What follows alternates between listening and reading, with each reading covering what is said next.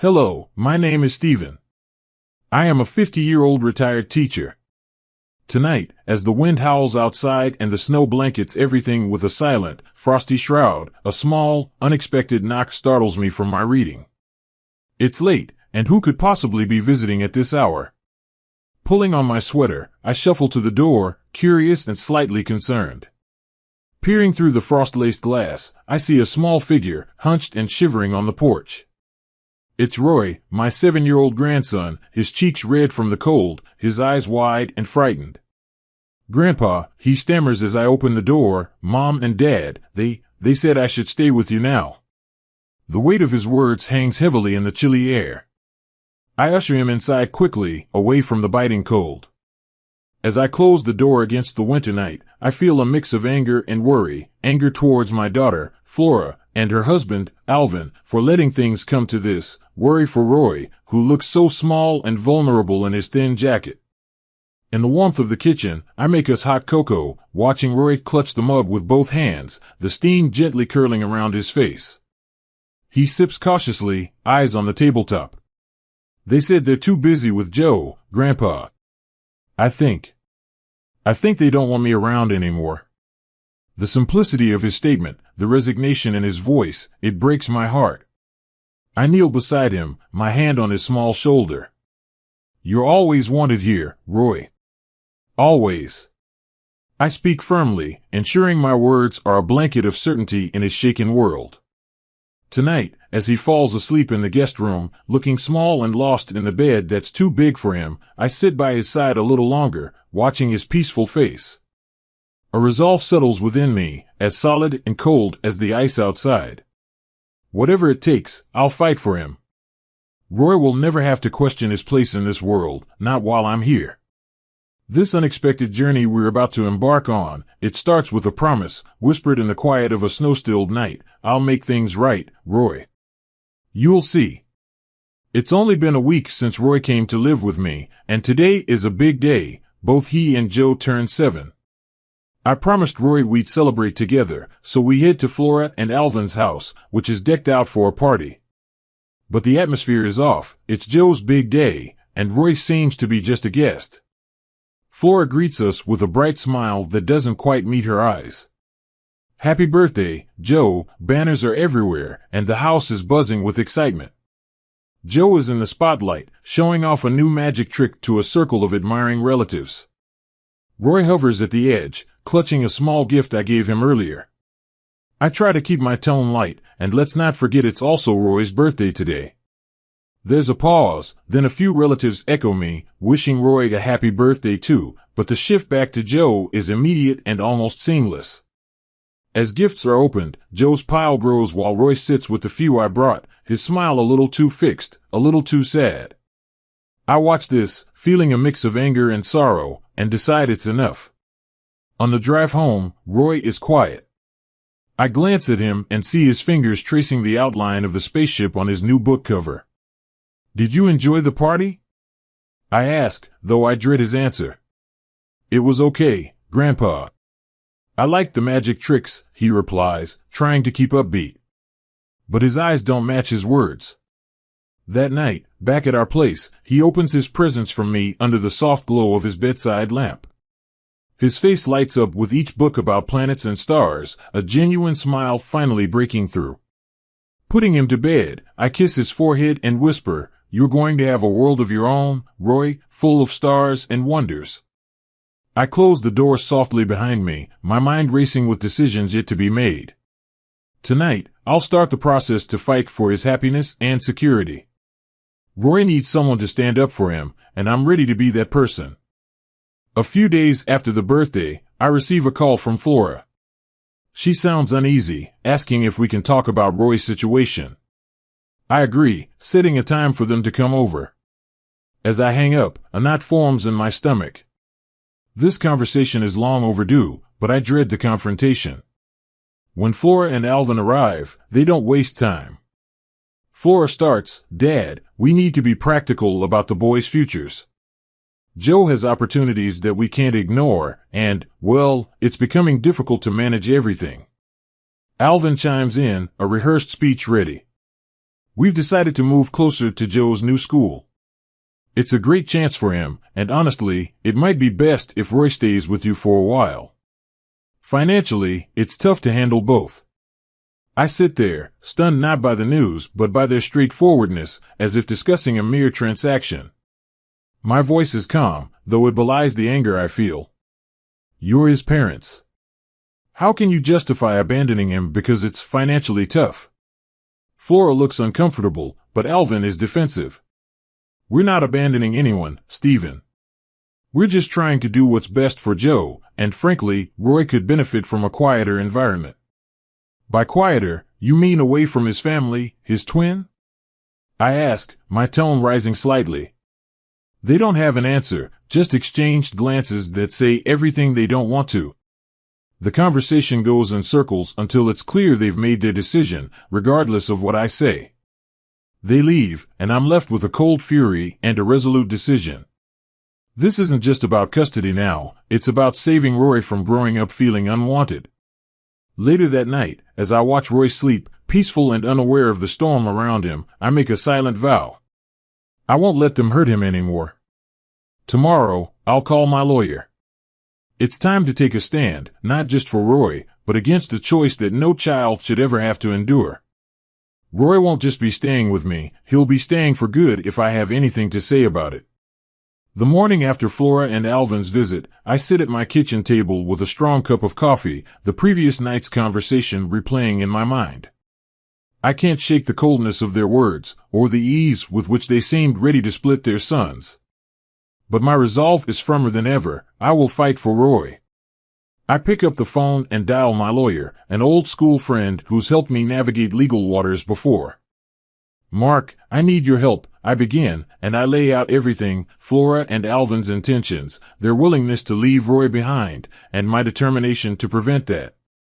Mark listens, his responses measured and thoughtful. Stephen, you have a strong case for custody, given the circumstances. It's clear you provide a stable and loving home.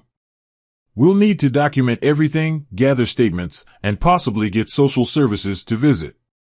I nod, even though he can't see me. Whatever it takes, Mark. I won't let Roy be treated as second best. The next few weeks are a whirlwind of preparations. Mark guides me through the legal steps, while I focus on maintaining a sense of normalcy for Roy. We spend our evenings exploring books on astronomy, and our weekends at local museums or parks. With each passing day, Roy seems to laugh more easily, his eyes brighter. One evening, as we sit watching a documentary about the planets, Roy snuggles closer. Grandpa, can we see the stars through a telescope sometime? He asks, his voice full of wonder. Of course, I reply, squeezing his shoulder. We'll do that very soon. Just you and me. It's moments like these that I fight for, a simple joy, a child's curiosity, untainted by adult failures. And as I tuck him into bed that night, leaving a gentle kiss on his forehead, I whisper a promise into the quiet room. You're going to have a wonderful life, Roy. I'll make sure of it. The promise feels like a vow, not just to him, but to myself. As I step out of his room, the weight of the upcoming legal battle sits heavy on my shoulders, but the resolve in my heart is unwavering. I will protect Roy, no matter the cost. A few weeks into our routine, on a brisk evening, I pick Roy up from school. As he climbs into the car, I notice right away that something's off. His usual chatter about his day is absent, and his small face looks more drawn than usual. Everything okay, buddy? I ask as we drive. He nods, but it's half-hearted. I'm just tired, Grandpa, he murmurs, staring out the window. When we get home, I notice him wince as he takes off his backpack, and I see a bruise on his arm. My heart tightens. Roy, how did this happen? My voice is gentle, trying not to alarm him. It's nothing. I just fell down, he replies, but his eyes don't meet mine. I kneel down to his level, placing my hand on his shoulder. You know you can tell me anything, right? I'm here to help you. After a pause, he finally looks at me, his eyes welling up. Some kids pushed me down. They said it's because I don't have a real family. Anger and sorrow wash over me in equal measures. This goes beyond Flora and Alvin's neglect. It's affecting Roy in ways I hadn't even considered. That night, after Roy goes to bed, I call Mark. We need to speed up the custody process, I tell him, recounting what happened. He's not just neglected at home, it's spilling into his school life. He's suffering. Mark agrees, his tone resolute. I'll push for an emergency hearing. We can't let this drag on. Roy needs stability and safety, now more than ever. The following day, I meet with Roy's teachers and the school principal to discuss the bullying. They are supportive and promise to address the issue immediately. I feel a small relief, but know the real solution lies in changing his home life permanently. As I tuck Roy into bed that night, watching him drift into a troubled sleep, my determination solidifies. This battle for custody isn't just about legal rights, it's about giving Roy a chance to grow up loved and secure. I won't fail him. The next few days are a blur of activity. After speaking with Mark, he arranges for an emergency hearing, citing the urgency of Roy's situation. We gather documentation, statements from his school, and my own detailed accounts of Roy's condition when he first came to me. The evidence paints a clear picture of neglect and emotional harm. On the morning of the hearing, we arrive at the courthouse, an imposing building of marble and echoes. Roy clings to my hand, his small face anxious. "What's going to happen, Grandpa?" he whispers as we wait outside the courtroom. I squeeze his hand reassuringly. "We're going to talk to a judge who will help us make sure you're safe and happy. I'm here with you, every step." Inside the courtroom, the atmosphere is tense. Flora and Alvin are already there, looking uneasy. When proceedings begin, it's a back and forth of legal arguments. Mark is calm and precise, presenting the facts clearly. Flora and Alvin's lawyer attempts to downplay the situation, but the evidence is hard to refute. The judge, a stern woman with a sharp gaze, listens intently, occasionally asking pointed questions. At one point, she addresses Roy directly, her voice softening. "How do you feel about staying with your grandfather?" she asks. Roy looks at me, then back at the judge. "I want to stay with Grandpa," he says firmly. "He takes care of me." The session stretches on, but finally, the judge calls for a recess. We step outside, and I feel Roy's tension ease a bit. "Did I do okay?" he asks. "You did great," I assure him, proud of his bravery. When we're called back in, the judge is ready with her decision. She speaks of the paramount importance of a child's well-being and safety. "Given the circumstances presented, I am granting temporary full custody to Mr. Stephen Richards," she declares. Relief washes over me, so profound it nearly knocks the breath from my lungs. Flora and Alvin are stunned, their faces a mix of disbelief and anger. As we leave the courtroom, Roy's grip on my hand tightens. Outside, the air has never felt fresher, the sky more clear. "What does that mean, Grandpa?" Roy asks, looking up at me with hopeful eyes. "It means you're staying with me, Roy. You're home now, for good," I say, my voice thick with emotion. He smiles, a beautiful, genuine smile that reaches his eyes, and for the first time in a long while, I feel a weight lift off my shoulders. We've won this battle, but I know our journey together is just beginning. I'm ready for it, ready to give Roy the love and life he deserves. The days following the court decision are filled with a mixture of relief and new responsibilities. Roy's presence in my home now feels more permanent, and with that permanency comes the need to formalize his environment. We spend the weekend repainting his room, a bright shade of blue, his choice, and assembling new furniture that makes it truly his own space. "Can we get a telescope, Grandpa?" Roy asks one evening, his face lit by the excitement of our new project. I nod, smiling at his enthusiasm. "Absolutely, we'll pick one out together." Shopping for a telescope turns into an adventure, with Roy taking meticulous care to choose the best one within our budget. When we set it up in his room, his eyes sparkle with the reflection of the stars he now has access to every night. School becomes easier for him, too. With the situation at home stabilized, he gains confidence. His teachers report that he's more engaged, and the bullying issues have ceased thanks to their interventions and his newfound self-assurance. One afternoon, I receive a call from Flora. It's the first time we've spoken since the court decision. Her voice is hesitant. Dad, I just wanted to see how Roy is doing. He's doing well, Flora. He's happy, I respond, keeping my tone neutral. There's a pause, filled with things unsaid. Thank you for taking care of him. I know he's in good hands, she finally says. I'll always look out for him, I assure her, and we end the call with a promise to keep her updated on Roy's progress. As summer turns into fall, I watch Roy grow not just taller, but bolder. His curiosity about the world expands, and our evening stargazing sessions often end with deep discussions about the universe. One clear night, as we adjust the telescope, Roy looks up at me. Grandpa, do you think there's anyone else out there, looking back at us? Maybe, I say, pondering his question. The universe is vast, and we're just a small part of it. But right now, I'm just glad we found each other in it. Roy smiles, squeezing my hand. Me too, Grandpa. Me too. This new chapter of our lives, marked by healing and exploration, feels like the beginning of a grand adventure. As I tuck him into bed later, leaving his room with the soft glow of a nightlight shaped like the moon, I feel a profound sense of peace. We've got a whole universe to explore, you and I whisper into the quiet room. And with that, our journey forward, under the vast, starlit sky, feels infinite. As autumn leaves blanket our yard in fiery hues, I reflect on the transformation in both our lives since Roy came to stay. His laughter now fills the house, a sound that warms me more than any fire could. Today, we're planting a tree in the backyard, a young maple that will grow alongside Roy, a living symbol of his new beginnings. Roy digs into the earth with determination, his small hands surprisingly adept. Grandpa, this tree is like me, isn't it?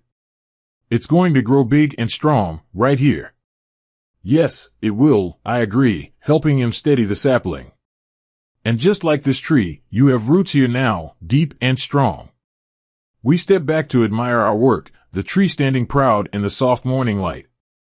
Roy grabs my hand, squeezing it tight. I'm glad I'm here with you. I wouldn't have it any other way, I tell him, feeling a lump form in my throat. In the weeks that follow, our routine becomes pleasantly predictable. We read together, stargaze, and on weekends, explore local parks and museums. Roy's curiosity seems boundless, and I do my best to answer his every question. One afternoon, we receive a surprise visit from Flora. She's hesitant at first, clearly uncomfortable, but Roy's cheerful greeting eases the tension. Mom, look at the tree Grandpa and I planted. Flora follows him outside, watching as he shows off the maple. I watch them from the doorway, hopeful yet cautious. When Flora turns to me, her eyes are moist. He's really thriving, isn't he? He is, I confirm. He's happy here. Flora nods, taking a deep breath. I can see that. I just wanted to say thank you, Dad. For everything. We're family, I reply simply. We look out for each other. She stays for tea, talking and laughing with Roy, a hint of the old warmth between us returning. When she leaves, Roy looks thoughtful.